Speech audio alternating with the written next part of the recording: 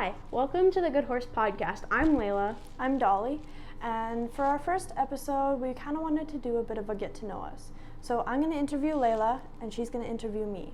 So let's kind of get into it. So Dolly, tell me a little bit about your current horse. I already know, but just for the listeners. So my current horse right now, his name is Fowl. He's a 3-year-old Canadian warmblood. My plan for him in the future is to do some show jumping and dressage. I think I've only had him for 3 months, but he's pretty fun. How about you, Layla? I ride a little Welsh cross gelding. His name's Key. He's really fun when he decides he's going to listen today. Because he's a pony. And he's 5, which is the worst year. So we're trying to deal with that. Yeah. And training some difficult things because I don't know how to train the higher levels and he doesn't know how to do them. So it's a learning experience, but I think it's a really good learning experience. And I've learned a lot on him, but that's kind of a rundown on Key. Mm-hmm. Yeah. And then how about some of our goals for the year? So my goal for the year is to get at least a 70 in my first level tests. And I want to start working on my second level maneuvers. And over the winter, maybe get the some second level things like counter canter. Mm-hmm. I want to balance canter. And when that happens, I really want to start working on flying changes because those are so fun to ride. Never ridden them, but I'm just guessing they're fun. Yeah. But that, and then I also want to make it qualify for provincials for first level. Yeah. How about you? I kind of want to get to know Fowl a little bit better. I want to do possibly in the spring, do cross rails at a show, kind of see how that goes. I'm kind of thinking about I want to give dressage a shot because with my older horse, I didn't really get to experience the dressage. So I'm hoping that I can kind of hop in the dressage show with Layla. And Fowl is a really pretty mover. And I don't know, he'd be a pretty cute dressage horse in my opinion. Yeah, move that to dressage. So Dolly, what's been your biggest achievement in your riding career or over the years you've ridden? I think for me, my biggest achievement was riding in France this summer. That was pretty cool. That was really fun. And I should have been in your suitcase. You guys should have illegally smuggled me to France. Absolutely. We can feed you some France food. That was fun, A yeah. croissant. Yeah. I think just generally the experience of riding different horses each day, twice a day, it was really amazing. Being able to learn from coaches from New Zealand and from France and meeting the people, it was amazing. How about you? Well, I didn't go to France. Well, most of my achievements are pretty close to home, But I did compete in an international dressage show. It was virtual, so I didn't really leave. You didn't get much of their atmosphere, which I really love at a horse show. Yeah. But the pressure was still very on because I'm very much a perfectionist. I like things done when I want, and I like to do them how I want, and they have to be perfect. Yeah. Like them, which I'm kind of working on loosening up a little bit. But that was really fun. I think I scored a 67%. Not my best work, but I can't expect everything to always be perfect.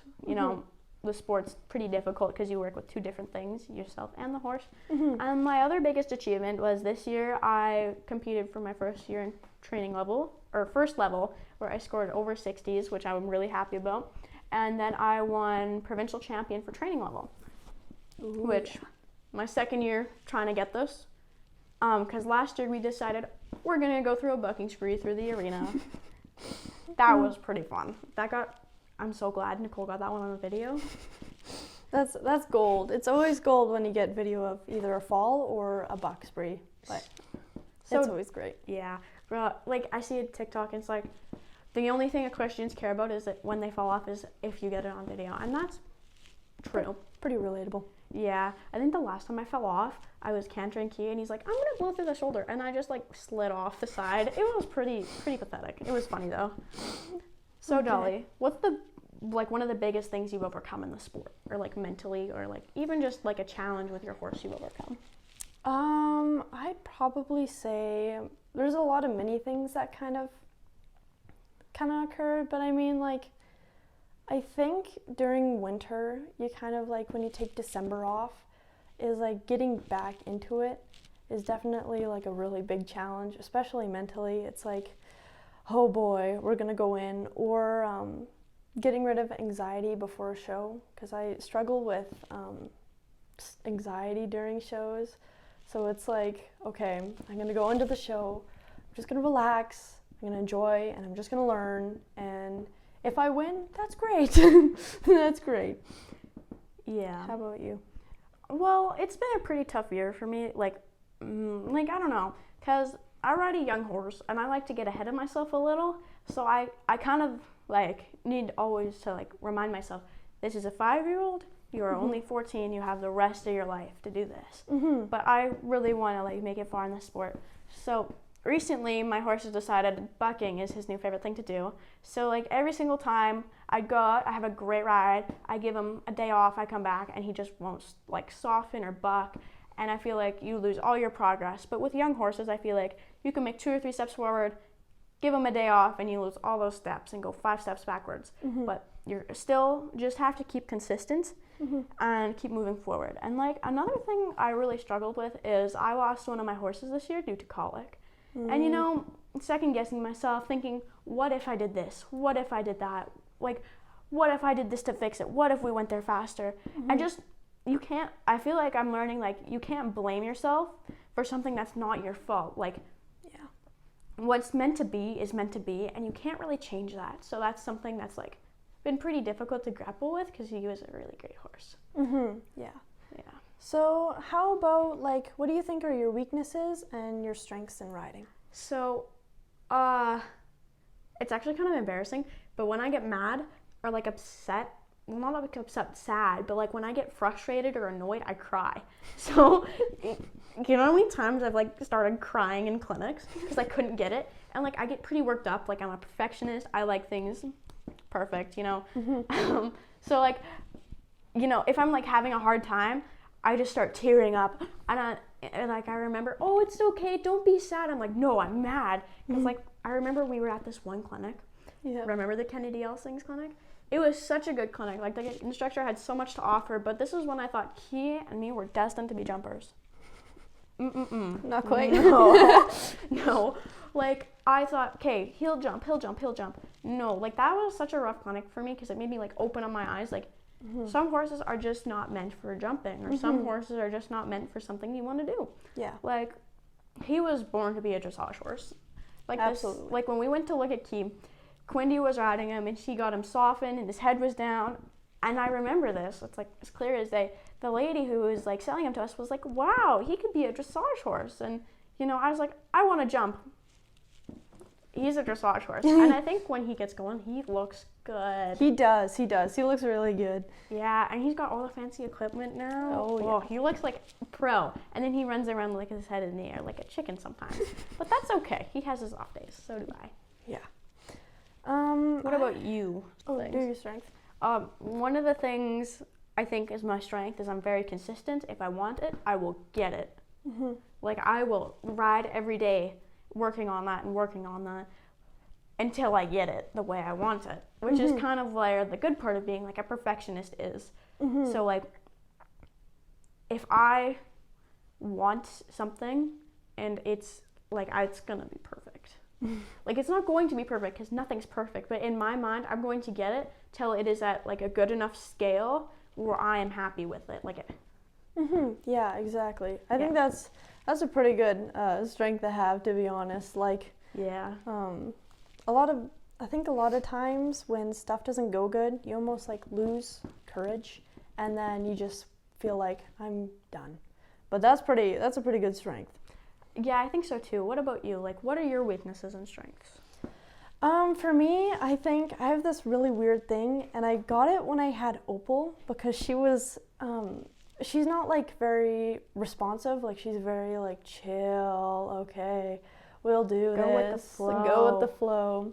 So at shows, you know how your adrenaline gets going? So when she doesn't listen, I get so hyped up. My legs will like literally start shaking like this. Like my feet will shake like this. And one time I showed it to my coach, and she's like, oh my goodness, she doesn't even care that you're like vibrating your feet on her sides. And I'm like, I know, it's bad. I need to just learn to stay still and just have my leg there. But that's probably my weakness, is just getting really like tense. Have you seen like the videos of people, or like when you like try and like keep your hand still and kind of tense all your muscles, it just starts shaking, you know? Oh yeah. I think definitely one of my strengths though is like keeping connected in the seat, especially speed rounds. Oh, I love speed rounds because my seat and my leg for like turns is just, that stuff I perfected. But the only time I've ever liked speed runs was with Charlie, because he was fast and I could stop him. oh yeah. Because like sometimes you ride a horse like, I'm gonna ride this fast, and it ends up being a total disaster because your horse gets long and strung out. But he could stay together. Like he was fast too. Those horses are always the best. I know, we were jumping a meter and he was like 11 hounds. He was insane. Yeah. And another thing, like with like Opal not like responding, because horses, I read this, that like horses can hear your heartbeat from 4 feet away, which is kind of crazy. So like they can tell when you're excited, like adrenaline's pumping, you're scared, you're sad, you're calm. Like they can tell everything, which I never really thought about, because like when I get anxious, Key is anxious. Like when I'm scared, Key is scared. So like I never thought about how connected you and your horse could really be until Key. Like I've never had a horse, like I've never noticed how much a horse trusts you. Like with Michael, I think he was an off the track thoroughbred, you know. He had to overcome some things, I had to overcome some things. We both learned a lot with each other. But one of the things is you always have to be patient. Like getting hot and heavy, like getting mad is not an option with some horses. Like you can't, like some horses will put up with you being mad and like yelling, but some horses can't. Like some horses will just get so overwhelmed. Like if you tried to load him and like he wasn't listening, because he wasn't properly halter broke either, so that was a like challenge. But trying to get him to load when he was scared, impossible. You had to keep him calm, you had to be calm, it had to be zen. I mean zen. Like yoga master. You can call me a yoga master now, because like nothing would go right if you were upset, if you were anxious, and if you're just not in the right space to be around horses at that time, you couldn't be around him. He could like just don't do anything. Like you could sit there and pet him if you're sad or if you're anxious or nervous, and he'd be fine. But if you try to load him where he would get anxious, it wouldn't work. Yeah. And I feel like sometimes like equestrians and people in general, like, you know, I feel like this also goes for dogs. Like you can't just get so mad. You have to like really keep your cool, which is something I'm really learning how to do, because, you know, like it just gets so frustrating sometimes, especially with young horses. Like you'll understand this soon. When you'll ask to do something and they're like, how about no, and run away. Like you have to really know how to keep your cool in situations, and especially know not when to panic and when not to panic. And if you're panicking, stop. You have to think of what you're doing, because if you're panicking and like you're riding in the field and your horse spooks and you can't stop him, you have to think, what can I do? What is in my toolbox? How can I divert or fix this without wrecking anything, going against my training, or getting hurt in general, in my opinion. So what do you think you want to do like for a job in the future, or like what are you kind of seeing in your career? Well, I want to work in equine rehabilitation because and I'm thinking about being a vet, but there's so much people in that field. I feel like that would be really difficult to get into, but I really want to work with horses. And even if that doesn't work out, I want to be able to coach, and I also would like to, in the future, be a professional dressage rider. Like, I want to make it to Grand Prix, and I want to train horses, because I've been doing this my whole life, and it's something I just love. Like, if you would do it for free, that's what you want to make your job, in my opinion. Like, say you were a passionate baker, you would do that for free. Like, do that to get, like, do that for your job. Like, I understand that can be pretty difficult. Like, speed walking brings me immense joy. How can you make that your career? I know, you just have to really think outside the box, you know? And like I feel like for every career there's a possibility. I feel like for every sport there's a possibility, and I feel like now there's so much possibilities for equestrians to branch out and do things. We've had one of our friends go out and try and groom for Ian Miller. Right. Miller family, yeah. I think that would be so cool. Or like even all the bursaries and like a working student position. I think that would just be so cool. Like I feel like I'm grateful for any opportunity I'm given. Yeah. How about you? Like, actually, I have a question for you. How do you think that like having older horses with your like younger horse in the field, do you think that like impacts them in a way? Like impacts their behavior, like having one horse with a bunch of different horses? Because like Fallon's out there with 2 older horses. Right? I think so in a way. Like general behavior, like if you had a young horse with a young horse. I haven't had 2 young horses together, but from some of the stuff I've seen, they can get a little bit wild or fresh, and they can kind of buck around, and that sounded a little interesting. But like when they buck and they run around, they can get injured or something like that. So it's kind of nice to have Val with a definite older senior that's retired, because I don't see Rigel running around anytime soon. He's going to be a chill old man to kind of keep Val on his toes. Yeah, like especially, okay, so in Key's field, 3 black horses out in his pen. There's Sue, there's Ralph, and there's Key. And Key's the boss, and you can tell, but Key and Sue, they are tight. And I feel like Sue, she's very, like, it takes her a minute to trust you. So, but when she does, she really likes you. And she'll come up and she'll get treats from you and everything. So, like, having Sue come up to me on a day where Key doesn't want to be caught influences him to come up to me. Who influences you to grow and just, like, you know, get better every day. On that grind, training, barn rat. You are a barn rat. Barn rat. Yeah. I'd probably say all my coaches actually, when I went to France, the 2 New Zealand coaches, they were really good. Like, they were definite push, and I think it was like really different compared to some of the coaches like in Canada, because I feel like New Zealand's very intense, and it's kind of good for a change actually. Like, especially for workouts and stuff. Like, we did a lot of workout in France and like stretches, and it's like, man, I now have that in my toolkit to do every day. So I think for like the people in France and my coaches at home, like, they're amazing. They're really nice people. Yeah, like I feel like that's the thing, like the stretches and the fitness, I feel like sometimes that's what we're lacking, because if we expect our horse to be fit, be able to carry us around over jumps and do these high level movements with them connected through their body using their hind end, I feel like that would be pretty difficult. And I feel like if we expect them to be like that, we need to also be working and training and bettering ourselves for our horse so we can work as a more compatible team. And like with one of my coaches, Lindsay Stroh, she's an amazing rider. I really look up to her, and she's a certified Pilates instructor, and the way Pilates and like stretching can help you move through your body more and just ride better, it really opens up more potential. Like, it opens up a spot for you to get better and better and better. And like I feel like we need proper care. Like, we go for massages and physio.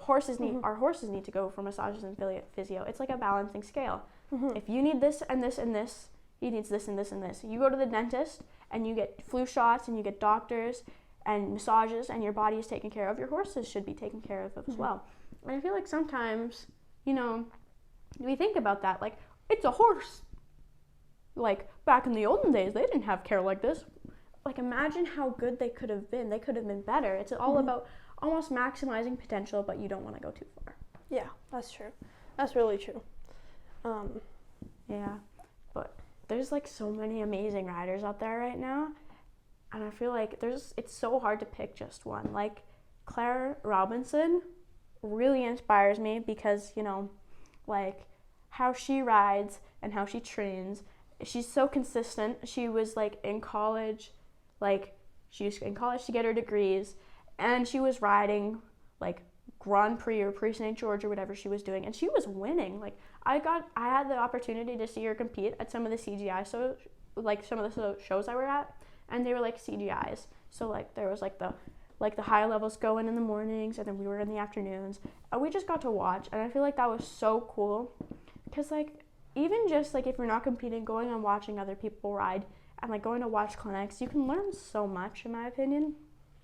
But Claire Robinson and Courtney Frazier, Lindsay Saddle-Wasner, Lindsay Stroh, they're all like such good riders, but those are like my top 4. That's a really weird number, but top 4. Yeah. Yeah, dressage is awesome, actually. Yeah, like I liked one of my friends from Pony Club. She was talking, and she got to go to Spruce Meadows, and she was watching Pia do her dressage demo, and she was like, "That's so cool! Like I want to do that. Like I want to be able to do that." I'm like, and I feel like sometimes dressage is so underrated, because like, oh, dressage is boring. It's not. Mm-hmm. It's really cool. Like once you get into the mechanics and like the way things work, I think it's so interesting. And even with like jumping, your horse is like a spring in a way, mm-hmm. and like there's phases of the jump, and there's just so much you can learn. Like just open your mind. One time, a coach told me it's always dressage between the jumps, and I was like, that is right. And honestly, doing dressage with my older horse, like it maximized what she could do so much and how she could use her body. It was like, yeah, it's kind of sad that dressage is a little bit underrated in the jumping world. Yeah, like sometimes I feel like, I don't know, I feel like dressage should be so much more valued in my opinion, and I feel like it should be prioritized sometimes. But I understand jumping's fun. Like I've jumped, I've had amazing times jumping. Like I've had core memories where I am jumping, you know? Mm. Like I really enjoy it, but man, dressage is just it for me. I just love it. And I feel like once you find that discipline you want to stick to, it's perfect. Okay, now I'm curious. So if you were to try a discipline like that, you usually wouldn't try, what would you try? Working equitation. It's like, because I went to this clinic once, and the dude who owned the barn rode working equitation, and he was also a mounted archer and a dressage rider. So he was talking. We did like a little talk for us at lunch because it was put on by the YDADA, and they just do an amazing job of our clinics and stuff. But he was talking. He's like, I used to ride dressage, and I was struggling with my horse, like anticipating what we were going to do next. Mm-hmm. So then I just saw this clinic. I was like, oh, I'll take it. And like for working equitation, it's kind of scored like a dressage test, but not really. Like there's different levels. And like you are based off of how well the horse listens to you, if they can carry themselves. Like you're expected to go from a trot to a canter, and if they see anything move, your docked marks and everything. So yeah. That's actually really cool. It's really cool. So I would like to try that. Yeah. So actually, I have a question for you. Actually, what other discipline would you do if you like couldn't do jumping? I think I would really want to try either hunting or do PPG. I've seen hunting, especially with the New Zealand riders. One of the friends I made over in France, she was like, if you ever come to New Zealand, I'll put you on my pony and you can come try hunting. And it's kind of cool because, I mean, like, it's like a really fun cross-country course. Like I see clips online. It looks cool, and I love dash hounds. Oh, like the dogs are so cute. Actually, I would also want to try polo, or like, have you seen clips of pony ball? I don't depend what. Okay, so it's like the teams in their jerseys or whatever, and there's a ball, and it's wrapped in like almost a metal cage, so you can grab it, and then you have to throw it into a net. It's like horse basketball or horse handball. We tried that in France too. Lucky, I want to try that so bad. Like at one point, I had a basketball, I had like a jolly ball in the arena, and I had a poop bucket at one end, and I tried to toss it in, and then my horse got scared, and I fell off. Yeah. Darn. So, what do you think is your favorite thing about the sport? My favorite thing about the sport is that you just have to work with what you're given, and like if you work with your horse, and you have to like change and develop to suit your horse's needs, and your horse has to do the same for you, and I think that's really cool. Mm-hmm. For me, I think it's definitely the community and how much like your ride is your unique experience, and honestly that. But I mean, I think that's going to be our last question. Thank you for watching. I hope you have a really awesome day, and Happy New Year's. Yep. Happy New Year's, guys. Bye.